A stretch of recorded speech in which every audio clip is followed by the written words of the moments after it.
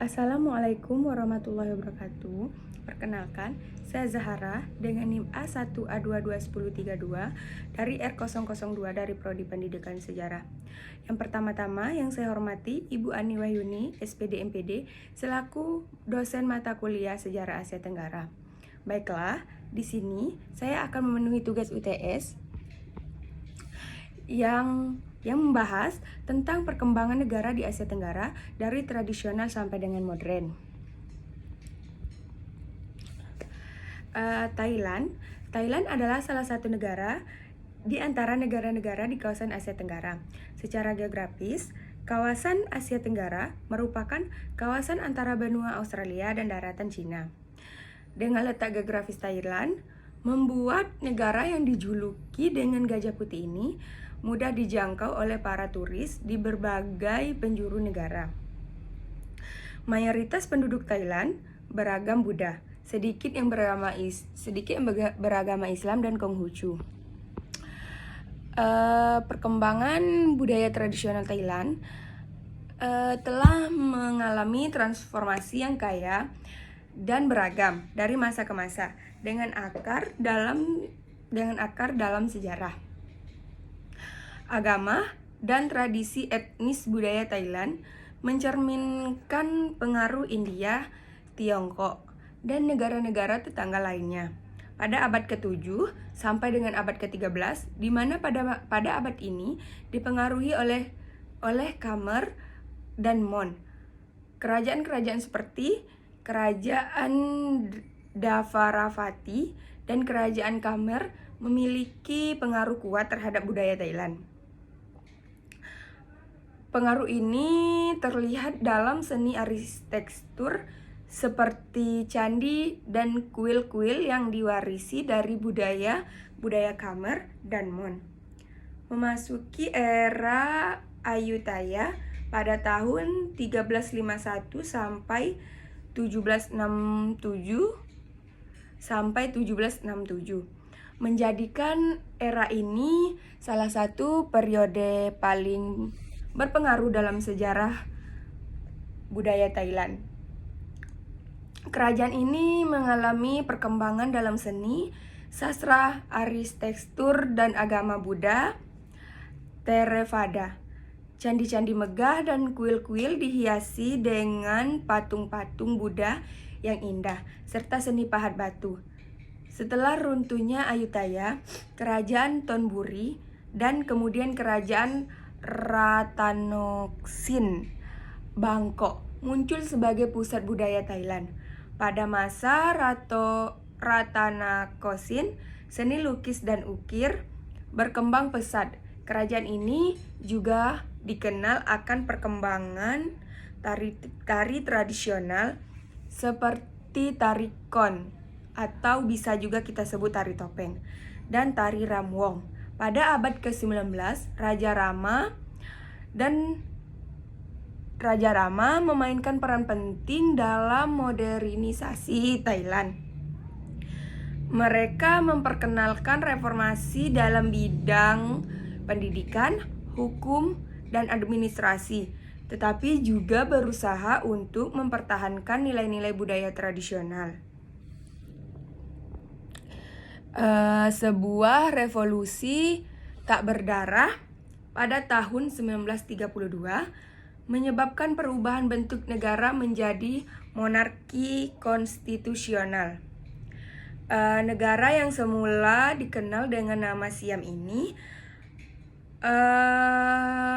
mengganti namanya menjadi Thailand pada tahun 1939 dan untuk seterusnya. Setelah pernah sekali mengganti kembali ke nama lamanya pasca Perang Dunia II.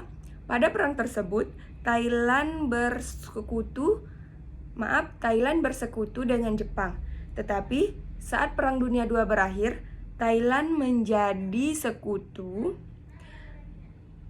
Amerika Serikat. Beberapa ternyata terjadi dalam tahun-tahun setelah berakhirnya perang.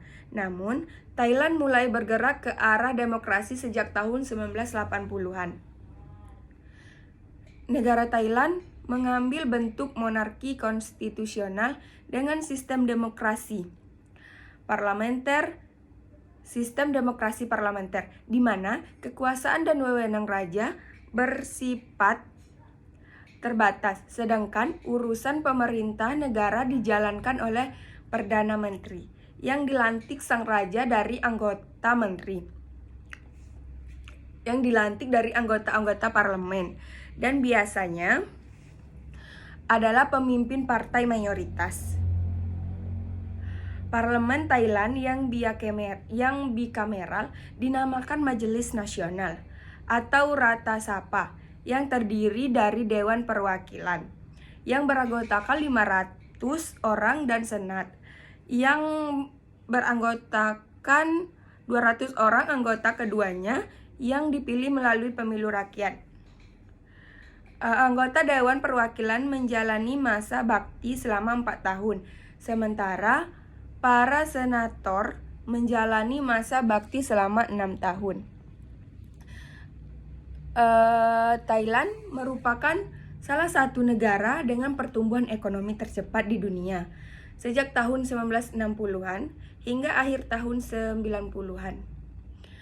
Pada tahun 1990-an, Thailand dianggap sebagai bagian dari gelombang kedua, negara-negara industri baru atau NEC, yang mencakup negara-negara di kawasan ini seperti Malaysia dan Indonesia, dan mengikuti jejak NEC gelombang pertama seperti Korea Selatan dan Singapura. Berbeda dengan Jepang dan beberapa negara NEC gelombang pertama, di mana pemerintah secara agresif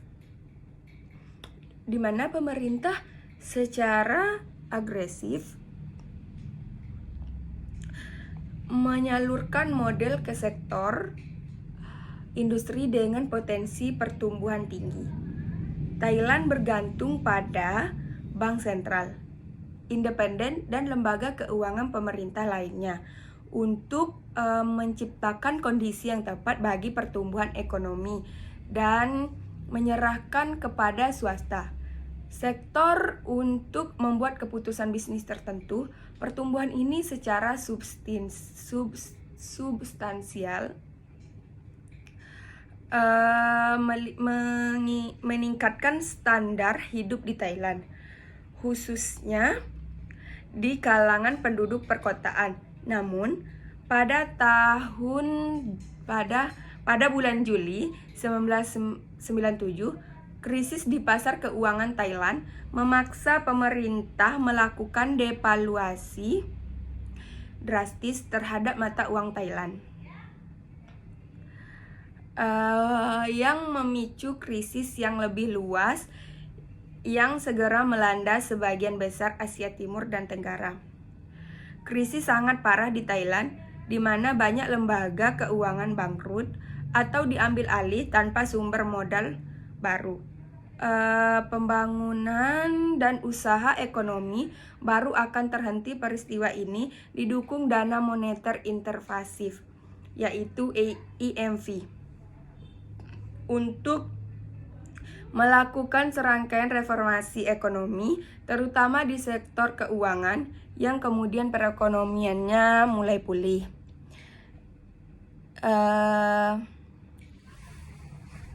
Perkembangan budaya tradisional Thailand telah mengalami reformasi yang kaya dan beragam dari masa ke masa, dengan akar dalam sejarah, agama, dan tradisi etnis.